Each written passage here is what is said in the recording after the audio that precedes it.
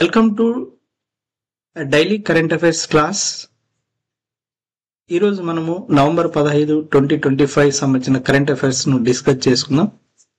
మరి ఎవరైతే మన ఛానల్ను ఇంతవరకు సబ్స్క్రైబ్ చేసుకోలేదు, అలాగే ఎవరైతే ఫస్ట్ టైం ఈ ఛానల్ను చూస్తున్నారో వాళ్ళందరూ కూడా ఈ ఛానల్ను సబ్స్క్రైబ్ చేసుకోండి. అలాగే మీ ఫ్రెండ్స్ మరి కాంపిటేటివ్ ఎగ్జామ్స్ సంబంధించి ఎవరైతే ప్రిపేర్ అవుతున్నారో వారికి ఉపయోగపడే విధంగా ఈ ఛానల్ మరి కరెంట్ ఈవెంట్స్ ను కరెంట్ అఫైర్స్ ను మరి ఫ్రేమ్ చేయడం జరిగింది. కాబట్టి వాళ్ళకు కూడా ఈ ఛానల్ ను షేర్ చేయండి. మరి ఈ రోజు నవంబర్ 15 సంబంధించిన కరెంట్ అఫైర్స్ లో భాగంగా మనం ఫస్ట్ టాపిక్ చూసినట్లయితే ఎలక్షన్ కి సంబంధించి ఎదురులేని ఎన్డీఏ అనే న్యూస్ రావడం జరిగింది. కాబట్టి ఇటీవల బీహార్ అంటే బీహార్ క్యాపిటల్ సిటీ పాట్నా, బీహార్ కు అసెంబ్లీకి జరిగిన ఎన్నికల్లో మరి బీజేపీ జేడీయూ కూటమి ప్రభంజనం సృష్టించింది. ఈ కూటమి 243 స్థానాలకు గాను 202 స్థానాలను కైవసం చేసుకుంది. ఇందులో బీజేపీకి 89 సీట్లు, అలాగే జేడీయూకు 85 సీట్లు రావడం జరిగింది. మరి దీనికి ఆపోజిట్ వివక్ష పార్టీ అయినటువంటి మహాగఠబంధన్ పార్టీ ఓన్లీ 35 సీట్లు మాత్రమే సాధించింది. మరి 35 సీట్లలో 25 స్థానాల్లో ఆర్జేడీ, మరి 6 స్థానాల్లో కాంగ్రెస్ గెలుపు సాధించడం జరిగింది. అలాగే చిరాగ్ పాస్వాన్ పార్టీకి 19 సీట్లు, మరి ఎంఐఎం కు 5 సీట్లు సాధించింది. మరి ఎలక్షన్ వ్యూహకర్త అయినటువంటి ప్రశాంత్ కిషోర్ పార్టీ ఎక్కడ ఏ స్థానంలోనూ విజయం సాధించలేదు. ఇది మరి బీహార్ ఎలక్షన్ కు సంబంధించి.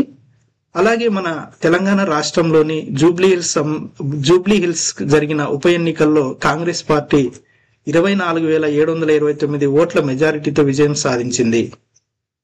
ఇది మరి ఈ ఎలక్షన్ సంబంధించి. మరి త్వరలో బీహార్ రాష్ట్రంలో మరి బీజేపీ జేడీయూ కూటమి మరి ప్రభుత్వాన్ని ఫామ్ చేస్తుంది, ప్రభుత్వాన్ని ఏర్పాటు చేస్తుంది. అంటే చాలా మెజారిటీ పార్టీలు మరి మెజారిటీగా ఎవరికి ఎక్కువ ఛాన్సెస్ ఉన్నాయంటే నితీష్ కుమార్ మరి బీహార్ కు మరోసారి సీఎం అయ్యే అవకాశం ఉందని మరి న్యూస్ రావడం జరుగుతుంది. ఓకే, ఇది ఎలక్షన్స్ సంబంధించి. మరి ఎలక్షన్స్ అంటేనే election chief commissioner Gyanesh Kumar అని మనం గుర్తు పెట్టుకోవాలి. ఓకే, నెక్స్ట్ టాపిక్ సముద్రంలో ఉంటూ నేలపైన యుద్ధం. ఓకే, సముద్రంలో ఉంటూ నేలపైన యుద్ధం చేసే ఒక నౌకను ఇటీవల చైనా రాష్ట్రము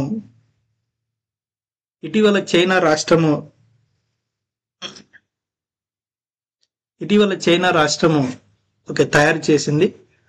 సముద్రంలో ఉంటూ నేలపైన యుద్ధం చేసే ఒక నౌకను చైనా దేశము తయారు చేసింది. ఆ నౌక పేరు ఏం పేరంటే చిచువాన్ అనే నౌక. ఇది నీటిపై ఉంటూ నేలపై యుద్ధం చేయగల యుద్ధ నౌక చిచువాన్ శుక్రవారం చైనా ట్రయల్స్ కోసం రంగంలోకి దింపింది. మరి ఈ నౌక యొక్క ప్రత్యేకత ఏమి అనేది మనం వెరీ వెరీ ఇంపార్టెంట్ గుర్తు పెట్టుకోవాలి. ఎందుకంటే ఇది ప్రపంచంలోనే మొదటి నౌక, ఇలాంటి నౌక. కాబట్టి మరి ప్రపంచంలోనే electromagnetic air craft launch system, ప్రపంచంలోనే ఎలక్ట్రోమాగ్నెటిక్ ఎయిర్ లాంచ్ సిస్టమ్ వ్యవస్థను కలిగి ఉన్న తొలి యుద్ధ నౌక ఏది అంటే మనం ఖచ్చితంగా గుర్తు పెట్టుకోవాలి, చిచువాన్ అనే నౌక. ఈ యుద్ధ నౌకను చైనా దేశం తయారు చేసింది. మరి చైనా అంటేనే చైనా క్యాపిటల్ సిటీ బ్లీజీ. మరి ఈ దేశానికి అధ్యక్షుడు అంటే షీ జిన్పింగ్ అని మనం గుర్తు పెట్టుకోవాలి. కాబట్టి వెరీ వెరీ ఇంపార్టెంట్. మనకి బిట్ ఈ విధంగా ఫ్రేమ్ చేయడం జరుగుతుంది కాంపిటేటివ్ ఎగ్జామ్స్ లో. మరి ప్రపంచంలోనే electromagnetic air craft launching system వ్యవస్థను ఉన్న తొలి యుద్ధ నౌక ఏది అని అంటాడు. అప్పుడు ఖచ్చితంగా మనం గుర్తు పెట్టుకోవాల్సిన పేరేమంటే సిచువాన్. ఈ నౌకను ఏ దేశం తయారు చేసిందంటే చైనా అని గుర్తుపెట్టుకోండి. ఓకే, ఈ న్యూస్ కి ఇది సరిపోతుంది. ఇంతకంటే ఎక్కువ ఈ మ్యాటర్ లో రావడానికి అవకాశం లేదు. ఓకే, ఇది very very important. Next topic అంగారకుడిపై శోధనకు ఎస్కేపేడ్. అంగారకుడి అనే గ్రహం పైన పరిశోధన చేయడానికి, అంగారకుడి గ్రహంలో వాతావరణాన్ని పరిశోధన చేయడానికి మరి అక్కడ వాటర్ ఉన్నాయా లేదా మనిషి జీవించడానికి కావలసిన వాతావరణం అక్కడ ఉందా అని పరిశోధించడానికి మరి ఇటీవల నాసా వారు నాసా అమెరికాలోని అంతరిక్ష పరిశోధన కేంద్రమైనటువంటి నాసా ఎస్కిపేడ్ అనే గ్రహాన్ని, ఎస్కిపేడ్ అనే మిషన్ ను మరి ప్రయోగించడం జరిగింది. ఆ ఎస్కిపేడ్ అనే మిషన్ లో 2 జంట ఉపగ్రహాలు కూడా ఉన్నాయి. జంట ఉపగ్రహాలను ఎస్కిపేడ్ అనే మిషన్ లో పెట్టి ప్రయోగించడం జరిగింది. కాబట్టి అంగారక గ్రహము అంటే, ఇది అంగారక గ్రహం అనేది మన యొక్క భూమిని పోలి ఉంటుంది. అంటే భూమి యొక్క వాతావరణం ఎలా ఉంటుందో మరి అంగారక గ్రహంలో కూడా అలాంటి వాతావరణం రియాలిటీకి దగ్గర, వాతావరణం భూమి యొక్క వాతావరణానికి దగ్గరగా ఉంది అని మరి చాలా మంది శాస్త్రవేత్తలు పరిశోధించడం జరిగింది. కాబట్టి మరి ఇప్పుడు మరి నాసా వారు ఎస్కిపేడ్ అనే మిషన్ ను, మరి ఎస్కిపేడ్ అనే మిషన్ లో 2 ఉపగ్రహాలను పెట్టి ప్రయోగించడం జరిగింది. మరి అంగారక గ్రహం గురించి లోతుగా శోధించేందుకు అమెరికా అంతరిక్ష సంస్థ నాసా ప్రతిష్టాత్మకంగా చేపట్టిన ఎస్కిపేడ్ ప్రయోగం విజయవంతమైంది.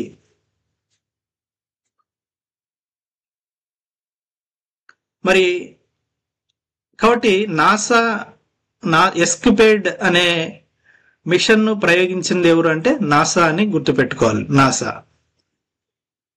కాబట్టి అమెజాన్ హెడ్ సిఇఓ అయినటువంటి జెఫ్ బిజోస్ చెందిన బ్లూ ఆరిజిన్ చెందిన భారీ న్యూ గ్లెయిన్ రాకెట్ ఈ వ్యోమ నౌకను నింగిలోకి ప్రవేశపెట్టింది. కాబట్టి ఈ గ్రహాన్ని మరి ఈ మిషన్ తయారు చేసింది ఎవరంటే అమెజాన్ అనే సంస్థ వాళ్ళు తయారు చేశారు. మరి అమెజాన్ కి సిఇఓ ఎవరు అంటే, అమెజాన్ అధిపతి ఎవరంటే జెఫ్ బిజోస్ అని మనం గుర్తుపెట్టుకోవాలి. మరి అమెజాన్ కి చెందిన ఒక భారీ రాకెట్ ను మరి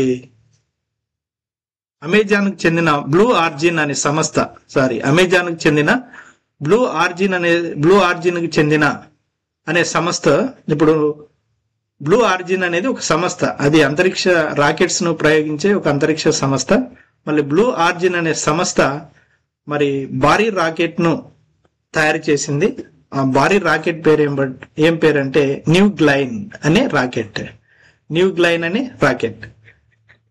మరి ఈ వ్యోమనౌక నింగిలోకి ప్రవేశపెట్టింది ఎక్కడంటే ఫ్లోరిడాలోని కేఫ్ క్యానర్వల్ అంతరిక్ష కేంద్రము ఈ ప్రయోగానికి వేదిక అయింది.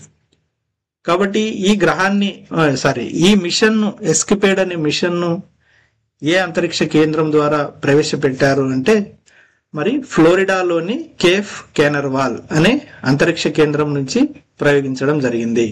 ఇది ఎవరికి సంబంధించిన మిషన్ అంటే అమెజాన్ సంస్థకు చెందిన బ్లూ ఆరిజిన్ అనే సంస్థకు చెందినది. మరి ఏ రాకెట్ ద్వారా దీన్ని ప్రయోగించారంటే న్యూ గ్లెయిన్ అనే రాకెట్. ఓకే, ఇంతకుముందు అమెరికాలో మనకి స్పేస్ ఎక్స్ అనే సంస్థ ఉంది. దానికి సంస్థ సిఇఓ వచ్చి ఎలన్ మాస్క్ అంటాము.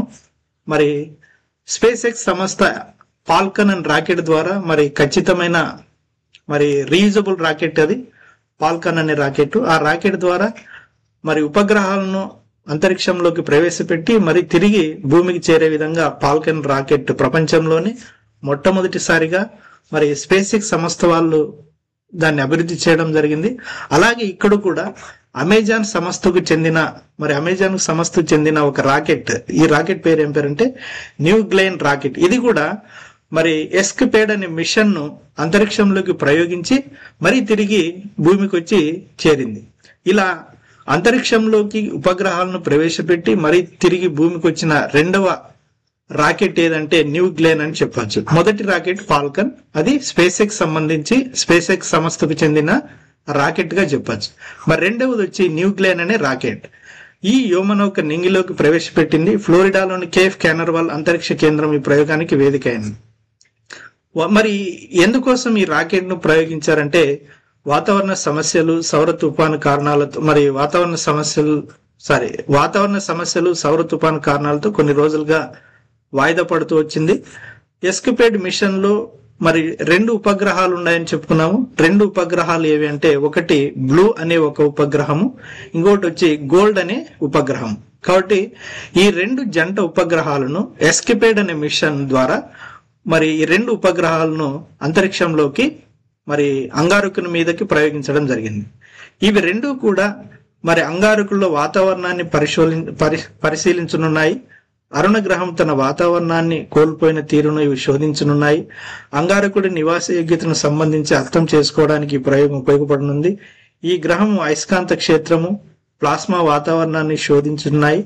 ఎస్కిపేడ్ 2027 నాటికి అంగారకుడి కక్షలోనికి చేరుతుంది. అంటే ఇప్పుడు ప్రవేశపెట్టిన ఎస్కిపేడ్ అనే మిషన్ మరి అంగారకుని మార్స్ మీదకు, అంగారకుడు అంటే మార్స్ అనే గ్రహం మీదకు ఎప్పుడు ల్యాండ్ అవుతుందంటే 2027 లోకి, మరి 2027 నాటికి అంగారకుడి కక్షలోకి అది వెళ్తుంది.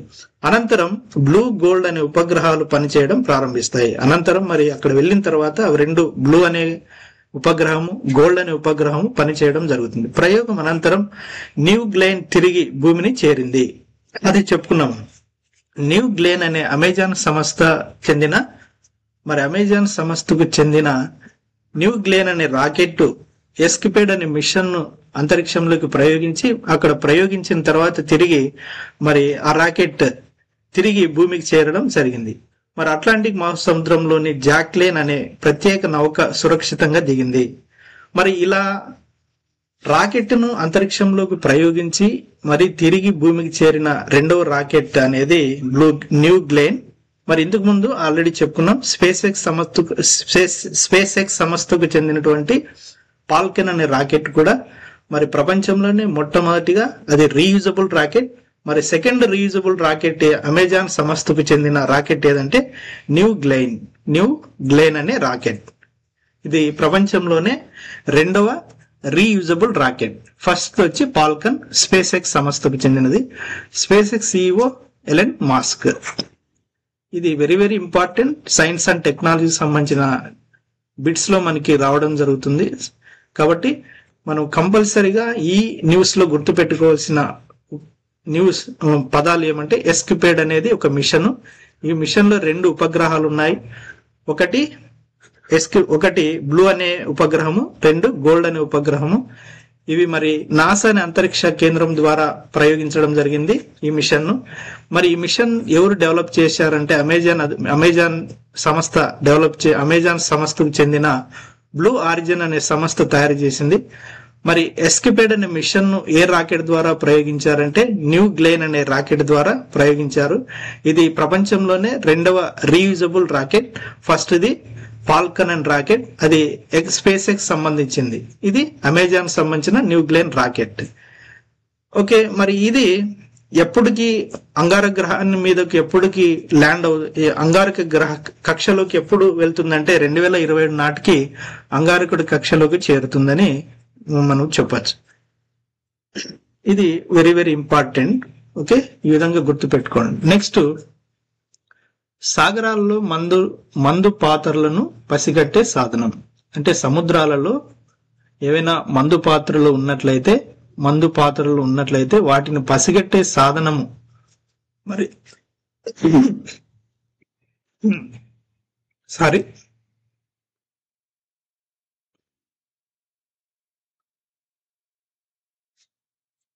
వాటిని పసిగట్టే సాధనము డిఆర్డిఓ డెవలప్ చేసింది.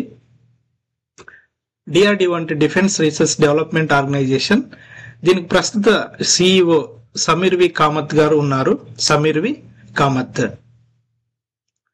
వి కామత్ గారు మరి ప్రస్తుతం ఈ సంస్థకు సిఇఓగా పనిచేస్తున్నాడు. కాబట్టి డిఆర్డిఓ అంటే డిఫెన్స్ రీసెర్చ్ డెవలప్మెంట్ ఆర్గనైజేషన్. మరి ఈ సంస్థ రీసెంట్ గా సముద్రాల్లో ఉండే మందు పాత్రలను ఏ విధంగా పసిగట్టాలి అనే ఉద్దేశంతో డిఆర్డిఓ వాళ్ళు ఒక మిషన్ తయారు చేసినారు. ఆ మిషన్ పేరు ఏం పేరంటే man portable autonomous under water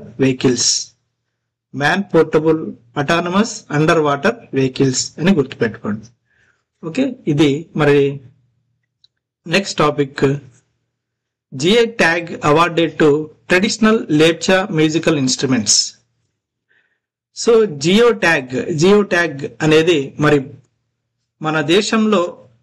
మన దేశంలో వివిధ ప్రాంతాలలో మరి ప్రసిద్ధి చెందిన ఒక వస్తువుకు గాని, లేదా మరి ఆహారం సంబంధించిన వస్తువులకు గాని, లేదా అగ్రికల్చర్ సంబంధించిన వస్తువులకు గాని, సో దేనికైనా అవి ఆ ప్రాంతంలో ప్రసిద్ధి చెందినప్పుడు ఆ ప్రసిద్ధి చెందిన వస్తువుకు గాని మరి ఏదైనా ఒక లిక్విడ్ గాని గుర్తింపునివ్వడానికి మరి జియోగ్రాఫికల్ ఇండికేషన్ సంస్థ వాళ్ళు ఒక గుర్తింపు ఇవ్వడం జరుగుతుంది. మరి ఇటీవల మరి సిక్కింలోని లేప్చా అనే గిరిజన తెగల వాళ్ళు ఉపయోగించే ఒక మ్యూజికల్ ఇన్స్ట్రుమెంట్స్ కు మరి జిఐ ట్యాగ్ ఇవ్వడం జరిగింది. ఓకే, సిక్కిం రాష్ట్రంలో లేప్చా అనే ఒక గిరిజన తెగ వాళ్ళు యూజ్ చేసేది ఈ మిషన్. ఈ మ్యూజికల్ ఇన్స్ట్రుమెంట్స్ ను మరి జిఐ ట్యాగ్ వాళ్ళు గుర్తింపునివ్వడం జరిగింది. కాబట్టి ఇండియా ప్రభుత్వం లేప్చా వాద్య యంత్రాలైన టంగ్ బుక్ మరియు పుమ్టంగ్, సో దీన్ని టంగ్ బుక్ మరియు పుమ్టంగ్ అంటాము, మరి పుమ్టంగ్ పులిట్ కు జిఐ నమోదు అందించింది. దీని ద్వారా సిక్కింలోని లేప్చా కమ్యూనిటీ యొక్క సాంస్కృతిక గుర్తింపు మరియు జీవన ఆధారాలను బలపరిచింది. సో ఈ విధంగా మరి జిఐ ట్యాగ్ ఇవ్వడం వల్ల మరి ఆ సిక్కిం రాష్ట్రంలో ఉన్న గిరిజన తెగ అయినటువంటి లేప్చా కమ్యూనిటీ యొక్క సాంస్కృతిక గుర్తింపు మరి ప్రపంచవ్యాప్తంగా తెలియడం జరిగింది. అలాగే వారి యొక్క జీవన ఆధారాలను కూడా ఇంకా బలపరచడం కూడా జరిగింది. ఇది మరి ఈ న్యూస్ కు సంబంధించి ఇటీవల మనకి ఎగ్జామ్ పాయింట్ ఆఫ్ వ్యూలో అడతారు. ఇటీవల సిక్కిం రాష్ట్రంలో మరి ఏ మ్యూజికల్ ఇన్స్ట్రుమెంట్స్ ను మరి జిఐ ట్యాగ్ ఇవ్వడం, ఇటీవల ఈ సిక్కిం రాష్ట్రంలో ఏ మ్యూజికల్ ఇన్స్ట్రుమెంట్స్ కు జిఐ ట్యాగ్ ఇవ్వడం జరిగింది అంటే మనం గుర్తుపెట్టుకోవాల్సిన లేప్చా వాద్య యంత్రాలైన టంగ్ బుక్ మరియు పుమ్టంగ్ పులిట్ కు ఇవ్వడం జరిగింది అని గుర్తుపెట్టుకోవాలి. కాబట్టి టంగ్ బుక్ మరియు పుమ్టంగ్ పులిట్ కు జిఐ నమోదు ఇవ్వడం జరిగింది అని గుర్తుపెట్టుకోవాలి. ఇది ఏ రాష్ట్రంలో అంటే సిక్కిం రాష్ట్రంలో.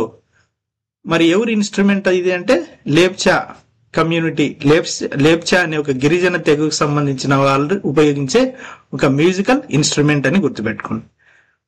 మరి జిఐ ట్యాగ్ గురించి మనం ఇంకా క్లియర్ గా డిస్కస్ చేసుకుంటే మరి జిఐ అంటే ఫుల్ ఫామ్ ఇక్కడ చూస్తే జిఐ అంటే geographical indication. It is a special label for products that come from A specific place. It indicates that the product is made in a unique way, has a distinct taste or quality, or is famous because of its origin. Items like wine, cheese, tea, and handicrafts can have a GI tag. The tag establishes credibility and authenticity based on the nation, region, or locality of origin. కాబట్టి GI full form ఏమంటే geographical indication. ఇది ఒక ప్రాంతంలో మరి ప్రసిద్ధి చెందిన బాగా గుర్తింపు పొందిన ఒక ప్రోడక్ట్ గాని లేదా ఒక లిక్విడ్ గాని మరి ఆ గుర్తింపుకు తగిన ప్రాధాన్యతనివ్వడానికి మరి ఈ లేబుల్ ఇవ్వడం, ఈ ట్యాగ్ ఇవ్వడం జరుగుతుంది. కాబట్టి it is a special label for products that come specific place indicate. Product కి ఒక ప్రత్యేకమైన గుర్తింపునిస్తుంది. మరి హ్యాజ్ ఎ డిస్టింక్ట్ టేస్ట్, అది టేస్ట్ కి సంబంధించి ఉండొచ్చు లేదా క్వాలిటీకి సంబంధించి కూడా జిఐ ట్యాగ్ ఇవ్వడం జరుగుతుంది. మరి జిఐ ట్యాగ్ ఎక్కడ జిఐ అనే ట్యాగ్ దేని ఏ ప్లేస్ బేస్ చేసుకుని హెడ్ క్వార్టర్ గా పనిచేస్తుందంటే మరి దీని ప్రధాన కేంద్రం, జిఐ ట్యాగ్ యొక్క ప్రధాన కేంద్రం ఎక్కడుందంటే చెన్నై, ఇండియా. మరి జిఐ ట్యాగ్ యొక్క ప్రధాన కేంద్రం ఎక్కడుంది అని కూడా ఎగ్జామ్ లో అడగడానికి అవకాశం ఉంది. కాబట్టి దాని ప్రధాన కేంద్రం ఎక్కడుందంటే చెన్నై. కాబట్టి the head quarters of geographical indication registry where is located అని ఎగ్జామ్ పాయింట్ ఆఫ్ వ్యూ లో అడుగుతాడు. లేదా జియోగ్రాఫికల్ ఇండికేషన్ రిజిస్టరీ ఎక్కడుంది అంటే చెన్నైలో ఉంది అని గుర్తుపెట్టుకోండి, చెన్నై. మరి this registry is responsible granting GI tags under the geographical indications of goods registrations and protection act 1999. కాబట్టి మరి ఇది ఏ యాక్ట్ ద్వారా ఏర్పడింది? మరి ఈ జియోగ్రాఫికల్ ఇండికేషన్ రిజిస్ట్రీ అనే యాక్ట్ ఏ యాక్ట్ ద్వారా ఏర్పడిందంటే this registry responsible granting tags GI tags under the geographical indications of goods మరి registration and protection act 1999. Very very very important. Okay, GI అనే ట్యాగ్ ఏ యాక్ట్ ద్వారా ఏర్పడడం వచ్చిందంటే రిజిస్ట్రేషన్ అండ్ ప్రొటెక్షన్ యాక్ట్ 1999 అని గుర్తుపెట్టుకోండి. It is very very important. దీని head quarter ఏదంటే Chennai. Geographical indication register head quarter Chennai. ఇది ఏ యాక్ట్? జియోగ్రాఫికల్ ఇండికేషన్ రిజిస్టర్ ఏ యాక్ట్ ద్వారా ఏర్పడిందంటే ఈ రిజిస్ట్రేషన్ అండ్ ప్రొటెక్షన్ యాక్ట్ 1999 అని గుర్తుపెట్టుకోండి. ఇది very very important. Next same continuation. మరి మన స్టేట్ లో అంటే జిఐ ట్యాగ్ అనేది భారతదేశం మొత్తం అంటే ఇండియా మొత్తం అన్ని రాష్ట్రాల్లో మరి ఆ ప్రాంతంలో ఒక వస్తువు గాని లిక్విడ్ గాని గుర్తింపు పొందిన దానికి ప్రత్యేకంగా జిఐ ట్యాగ్ అనేది ఇవ్వడం జరుగుతుంది. అలాగే మన రాష్ట్రంలో కూడా కొన్ని వాటికి మరి జిఐ ట్యాగ్ ఇవ్వడం జరిగింది. దానిలో మనం చూసినట్లయితే మరి హ్యాండ్ క్రాఫ్ట్స్ గాను మరి శ్రీకాళహస్తిలో ఉన్న కలంకారీ అనే వస్తువులకు మరి జిఐ ట్యాగ్ ఇవ్వడం జరిగింది. అలాగే కొండపల్లి కలంకారీ అనేది ఒక కళ, అది ఒక ఎంబ్రాయిడింగ్ సంబంధించి సో దానికి కూడా జిఐ ట్యాగ్ ఇవ్వడం జరిగింది. మరి అలాగే కొండపల్లి బొమ్మలకు ఫేమస్ కొండపల్లి అనే ఊరు కాబట్టి ఆ కొండపల్లిలో మరి తయారు చేసే బొమ్మలకు కూడా జిఐ ట్యాగ్ ఇవ్వడం జరిగింది. అలాగే బుడితి బెల్ అనే వస్తువులకు గాను జిఐ ట్యాగ్ ఇవ్వడం జరిగింది. అలాగే బ్రాస్ మెటల్ క్రాఫ్ట్ అనే వస్తువులకు జిఐ ట్యాగ్ ఇవ్వడం జరిగింది. అలాగే ఉప్పాడ జమ్దాని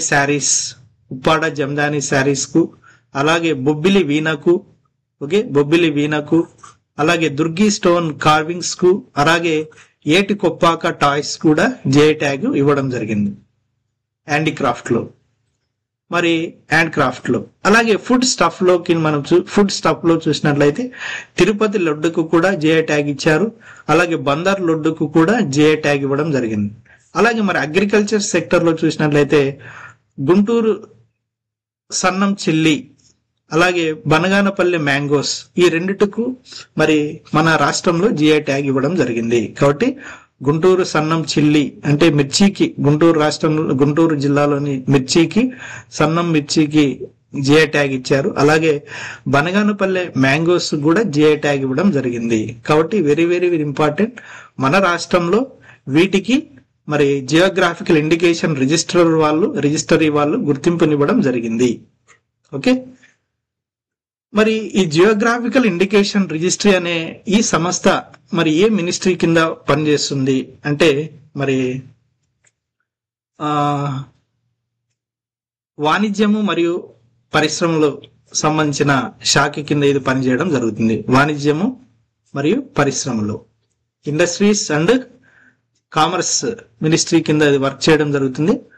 మరి ప్రస్తుతం మరి industries and commerce ministry union minister ఎవరంటే పీయూష్ గోయల్ అని గుర్తుపెట్టుకోవాలి.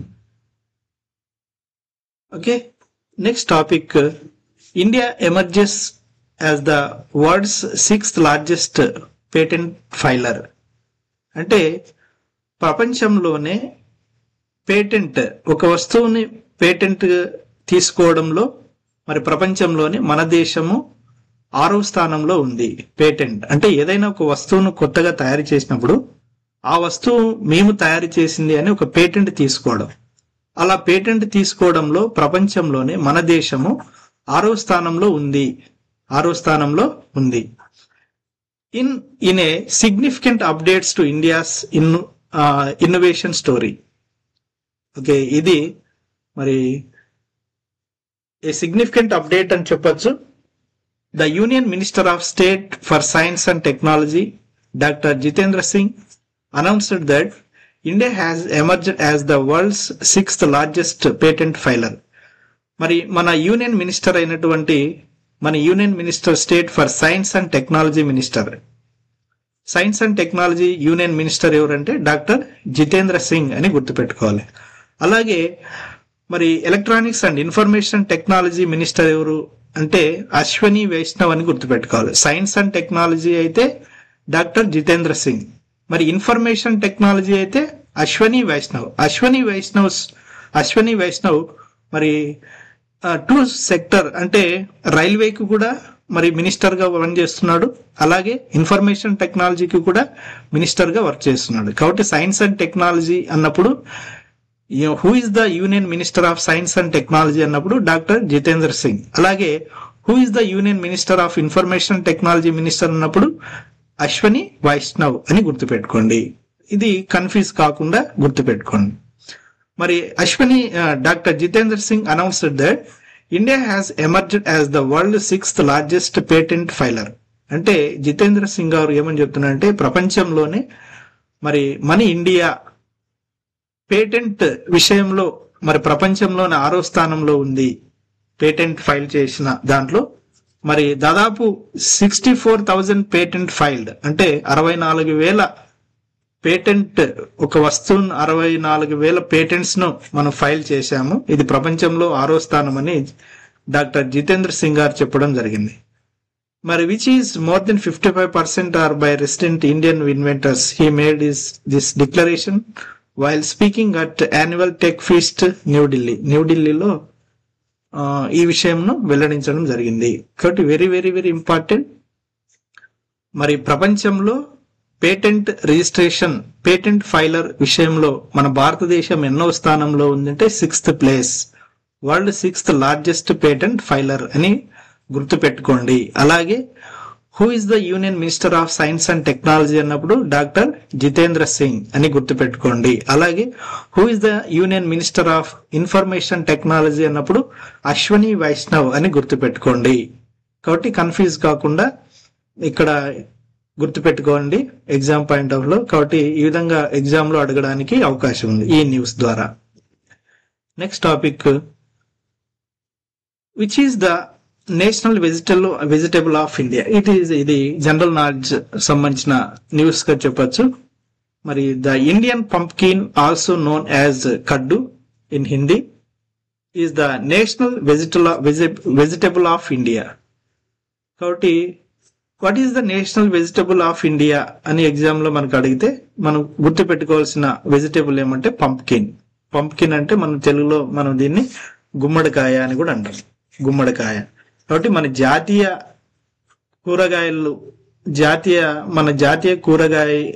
వెజిటబుల్ కూరగాయలు ఏది అంటే పంప్కిన్, గుమ్మడికాయ అని గుర్తుపెట్టుకోండి. కాబట్టి the Indian pumpkin also known as kaddu in Hindi is the national vegetable of India. It is a grown in almost every part of country. ఇది మన ఇండియాలో ఎక్కడైనా ఉంటుంది. మరి ఏ వాతావరణంకైనా పెరుగుతుంది, ఏ క్లైమేట్ కైనా పెరుగుతుంది, ఏ సాయిల్లో అయినా పెరుగుతుంది. కాబట్టి మరి ఇది ఎక్కువ న్యూట్రియంట్స్ మరి విటమిన్స్ సంబంధించి అలాంటివి ఎక్కువగా ఈ వెజిటబుల్ లో ఉన్నాయని పరిశోధించడం జరిగింది. కాబట్టి what is the national vegetable of India అంటే మనం గుర్తుపెట్టుకోవాల్సిన వెజిటబుల్ నేమ్ ఏమంటే పంప్కిన్. దీన్ని గుమ్మడికాయ అని కూడా తెలుగులో చెప్పచ్చు. Next topic, India to build world's deepest under water lab 6,000 meters, a global first. మన ఇండియా ప్రపంచంలోనే ఫస్ట్ టైం ఒక డీపెస్ట్ అండర్ వాటర్ ల్యాబ్ ను కన్స్ట్రక్ట్ చేస్తుంది. మరి దాదాపు అది 6,000 meter లోపల, మన భూమిలో 6,000 meter లోపల మరి ఆ ల్యాబ్ ను కన్స్ట్రక్ట్ చేస్తుంది అని న్యూస్ రావడం జరిగింది. కాబట్టి India announces world's deepest under water lab are 6,000 meters depth by 2047. అంటే ఈ కన్స్ట్రక్షన్ మరి ఎప్పుడులోగా పూర్తి అవుతుందంటే 2047 నాటికి ఇది పూర్తి అవుతుంది. Advancing deep sea science and marine biotechnology with global implication. కాబట్టి ప్రపంచంలోనే మరి డీపెస్ట్ అండర్ వాటర్ ల్యాబ్ మరి ఏ దేశం నిర్మిస్తుంది అని కూడా ఎగ్జామ్ లో అడుగుతారు. కాబట్టి ఇండియా అని గుర్తుపెట్టుకోవాలి. ఇది ఏ సంవత్సరం నాటికి ఏ ఇయర్ కి కంప్లీట్ అవుతుందంటే 2047 అని గుర్తుపెట్టుకోండి. Okay, next topic, veteran actors Kamalini Kaushal pass away at 98. So veteran actors అంటే ఈమె బాలీవుడ్ యాక్టర్. ఈమె 1927 లో జన్మించింది. ఓకే, మరి ఈమె ఇటీవల మన నవంబర్ 14-15 తారీఖు ఈమె మరణించడం జరిగింది. కాబట్టి ఈమె న్యూస్ లో రావడం జరిగింది. ఈమె బెస్ట్ డెబ్యూట్ ఫిలిం మనం చూసినట్లయితే నీచా నగర్ అని 1946 లో రిలీజ్ అయింది ఈ మూవీ. మరి ఈ సినిమాకు గాను ఆమెకు Palme d'Or winner at Cannes film festival. మరి కేన్స్ ఫిలిం ఫెస్టివల్లో పామ్ డి వోర్ అనే అవార్డును ఈమె సాధించడం జరిగింది 1946లో. ఏ సినిమా గానంటే నీచా నగర్ అనే మూవీకు. మరి పామ్ డి వోర్ అనే ఈ అవార్డును మరి ఎవరిస్తారని ఏ దేశం ఇస్తుందంటే ఫ్రాన్స్ లోని కేన్స్ ఫిలిం ఫెస్టివల్ వాళ్ళు మరి ఇవ్వడం జరుగుతుంది. మరి ఈమెతో పాటు కలిసి పనిచేసిన యాక్టర్స్, నోటబుల్ కో స్టార్స్ ఈమెతో కలిసి పనిచేసిన వాళ్ళు దిలీప్ కుమార్, రాజ్ కపూర్, అశోక్ కుమార్, వీళ్ళంతా కలిసి ఈమెతో కలిసి పనిచేశారు. ఈమె ముఖ్యంగా డూ బాహి, జిడ్డి, షాహిద్, నదియా కే ప్యార్, ఆజో, గోదన్, సో ఈ మూవీస్ మరి ఈమె మూవీస్ ఎక్కువగా పాపులర్ అయినాయి. రీసెంట్ గా కూడా పనిచేసింది కబీర్ సింగ్ 2019లో, అలాగే లాల్ సింగ్ చెడ్డాలో కూడా 2022 మూవీలో కూడా ఏమో ఆ సినిమాలు కూడా పనిచేయడం జరిగింది. సో ఇవి మరి ఈమెకు సంబంధించిన న్యూస్. ఈమె రీసెంట్ గా నవంబర్ 14వ తారీఖు ఈమె మరణించడం జరిగింది. Next topic, Birsa Munda Jayanti 2025 celebrating 150th birth anniversary of Birsa Munda. Okay, Bihar రాష్ట్రంలో ప్రముఖ గిరిజన స్వాతంత్ర సమరయోధుడు బిర్సా ముండా జన్మించి ఇప్పటికీ 150 సంవత్సరాలు అయినది, 150 years అయినాయి. దాన్ని స్మరించుకొని మరి సెలబ్రేషన్స్ కేంద్ర ప్రభుత్వం ప్రారంభించడం జరిగింది. Birsa Munda Jayanti 2025 observed on November 15. So Birsa Munda Jayanti ఎప్పుడు November 15, marking the 150th birth anniversary of the great tribal freedom fighter. It highlights his remarkable contribution, lasting legacy and nationwide celebrations that honor tribal culture, heritage and the spirit of empowerment.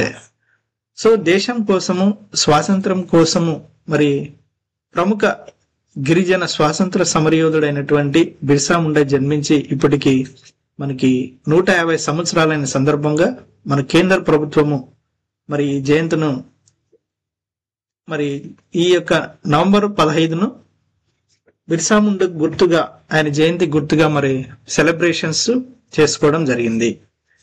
ఎక్కడంటే బీహార్ రాష్ట్రంలో ఈయన జన్మించాడు. Next topic, Bhopal to host 22nd all India TDS conference. Bhopal అంటే మధ్యప్రదేశ్, మరి Madhya Pradesh capital city Bhopal, to host 22nd all India TDS conference. So TDS అంటే tax deducted at source. TDS full form tax deducted at source. మరి tax deducted at source అనే 22nd all India 22nd conference ఎక్కడ జరిగింది అంటే భూపాల్ ఏ state capital city అంటే Madhya Pradesh. So Madhya Pradesh సంబంధించిన capital city Bhopal is all set to host the 22nd all India annual TDS tax deducted source conference, bringing together top tax administrator from across the country, organized by Central Board of Direct Taxes. This annual event serves as a critical platform to review policy changes, discuss compliance the mechanisms and explore digital innovations in India tax ecosystem. So ఇటీవల 22వ all India TDS అంటే tax deducted source conference ఎక్కడ జరిగింది అని ఎగ్జామ్లో అడుగుతాడు. భోపాల్ మధ్యప్రదేశ్ అని గుర్తుపెట్టుకోండి. TDS అంటే ట్యాక్స్ డిడక్టెడ్ సోర్స్. మరి ట్యాక్స్ డిడక్టెడ్ సోర్స్ వాళ్ళు ఎవరు ఆర్గనైజ్ చేస్తారు, ఇది అంతా మొత్తం ఆర్గనైజ్ చేసేది ఎవరు అంటే మరి CBDT అంటాము. ఓకే, CBDT ఫుల్ ఫామ్ ఏమంటే central board of direct taxes. మరి who is the chairman of the CBTD అన్నాడు అనుకో, ఎగ్జామ్ లో చాలా సార్లు అడిగినాడు question. Who is the chairman of CBDT అంటే అప్పుడేమని గుర్తుపెట్టుకోవాలి, ప్రస్తుతం ఎవరున్నారంటే రవి అగర్వాల్ అనే వ్యక్తి రవి అగర్వాల్ అనే వ్యక్తి మరి సిబిడిటికి చైర్మన్ గా ప్రస్తుతం పనిచేస్తున్నాడు. CBDT means central board of direct taxes. దీనికి ప్రస్తుత chairman Ravi Agarwal. Okay, very very important.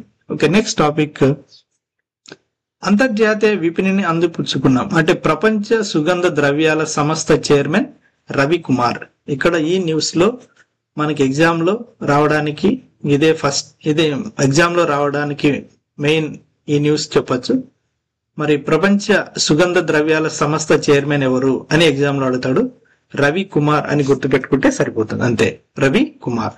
ప్రపంచ సుగంధ ద్రవ్యాల సంస్థ చైర్మన్ ఎవరు అంటే రవి కుమార్ అని గుర్తుపెట్టుకోవాలి. అలాగే 4వ జాతీయ సుగంధ ద్రవ్యాల సదస్సు ఎక్కడ జరిగింది అంటే మరి గుంటూరులో అని గుర్తుపెట్టుకోవాలి. ఇటీవల 4వ జాతీయ సుగంధ ద్రవ్యాల సదస్సు ఎక్కడ జరిగిందంటే గుంటూరు. ఇది కూడా గుర్తుపెట్టాలి. కాబట్టి ఈ న్యూస్ లో మనకి 2 బిట్లు రావడానికి అవకాశం ఉంది. ఒకటి, ప్రపంచ సుగంధ ద్రవ్యాల సంస్థ చైర్మన్ ఎవరంటే రవికుమార్. అలాగే ఇటీవల 4వ జాతీయ సుగంధ ద్రవ్యాల సదస్సు ఎక్కడ జరిగిందంటే గుంటూరు అని గుర్తుపెట్టుకోండి. ఓకే, ఈ 2 బిట్స్ మనకి ఎగ్జామ్ పాయింట్ ఆఫ్ వ్యూ లో అడగడానికి అవకాశం ఉంది. Okay, next topic. ఓకే, ఇవి మరి ఈ రోజు అంటే నవంబర్ 15 సంబంధించిన కరెంట్ అఫైర్స్. మరి ఎవరైతే మన ఛానల్ను ఇంకా ఫస్ట్ టైం చూస్తున్నారో, ఎవరైతే ఇంకా సబ్స్క్రైబ్ చేసుకోలేదో మరి వాళ్ళు కూడా సబ్స్క్రైబ్ చేసుకోండి. అలాగే కాంపిటేటివ్ ఎగ్జామ్స్ ప్రిపేర్ అయ్యే వాళ్ళు కూడా మన ఛానల్ను షేర్ చేయండి. Okay, thank you very much.